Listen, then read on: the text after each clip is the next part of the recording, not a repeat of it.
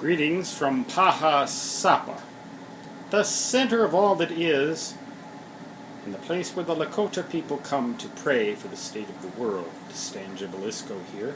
What you just saw up there was my website being displayed on a big screen in the Nerd Cave. Ham radio computer right there with actually it's the same computer, a different display. On the left you see a program called Digipan. On the right you see a program called Hamscope. There are no signals coming in. Unspectacular show. Map of the stars in the sky that we would see if only it were a clear night instead of a cloudy day. Wallpaper courtesy of Great Images in NASA on that screen, and then over here on this screen. Now, I don't know how well you're going to be able to make this out. Well, see, the iPad automatically focuses sometimes. Other times, I don't know what the program for this thing is anyway. Sometimes it gets around to it and sometimes it doesn't. I'm trying to make it focus, as you can see, and I'm not having any luck. But anyway, what I'm doing here is I'm backing up data. I'm actually archiving data on a thumb drive, and I hope that I can get this thing to focus for you. There she be, a thumb drive. Little tiny thing. I mean, it's even smaller than my thumb. I don't know, it's, my gosh. It's as small as a little kid's thumb, okay? 64 gigabytes, supposedly. Now here's the question, here's the mystery.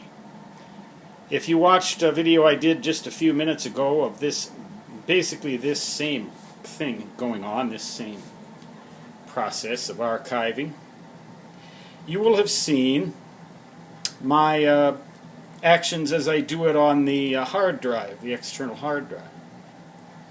This process is vastly, vastly slower.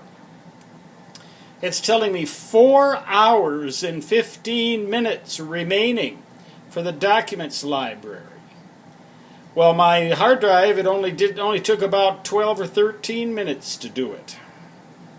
Now, in my previous experience, that 4 hours and 15 minutes figure, by the way, is an estimate based on the current speed, which turns out to be just a little under, well, one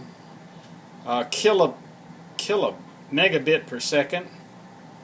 Yeah, a couple of megabits per second, sometimes as high as 4 or 5 megabytes per second. Pardon me, it tells me all about it, shows me a graph. I do redundant archives, one for the off-site location and the other one for home here. And the one that I did for off-site turned this thumb drive, it took about 2 hours to back up the documents library and about 12 minutes on this external hard drive, and the external hard drive looks something like that thing in that Pyrex container right there. So you see what we have here is a very puzzling situation. At least I find it very puzzling indeed. Why should an all-electronic medium such as a thumb drive right here, like this thing, be, oh gee, I don't know, something on the order 10 times slower to back up the same amount of data than this external hard drive, which has the mechanical apparatus in it? I don't get it. Anybody want to email me and tell me what the big secret is as to why that all-electronic device is so much slower? Go to my website, sciencewriter.net. Click on the next to the last link and you'll go to my mailbox, which actually is just a fake mailbox because you got to type in that address that shows up there. It will not automatically link for you because I do not want a whole bunch of spam coming my way, and that can happen when you put active email links in websites. I learned that at the cost of a couple of email addresses, which no longer belong to me. For that very reason. It is there. I even know what time it is here in the Nerd Cave. Well, that's a cool little clock, by the way. It's not. It's run by a battery. It's one of those quartz clocks, but it has that design.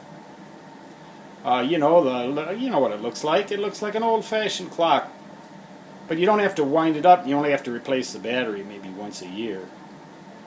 In other words, half as often as I need to do my laundry. Stan Jablisco signing off from Pahasapa, the center of all that is, the place where the Lakota people come to pray. Until next time, so long.